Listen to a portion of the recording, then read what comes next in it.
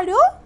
নিশা এই কথাটা বলা মাত্রই ওর চোখের সামনে একটা সুন্দর ঝকঝকে বড় বাড়ি চলে আসলো। হঠাৎই এমন সুন্দর একটা বড় বাড়ি দেখে নিশা অত্যন্ত খুশি হয়ে গেল। খানিক পরেই সেখানে নিশার সৎ মা আর বোন চলে আসলো।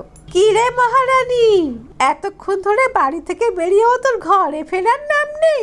কখন তো বেরিয়েছিস, এখনো ঢোকার নাম নেই কেন রে? বল কটা মাছ পেয়েছিস, দেখা এক্ষুনি। আরে মা, দেখো দেখো, ও কি সুন্দর একটা লাল রঙের টপ পরে দাঁড়িয়ে আছে। এত সুন্দর স্টাইলিশ ড্রেসটা ও কোত্থেকে পেলো বলো তো? আমি এটা জাদু গাছ থেকে পেয়েছি। আমি হাতে একটা জাদুর আংটি পেয়ে গেছি, সেটাই আমাকে সুন্দর এই বাড়িটা বানিয়ে দিয়েছে।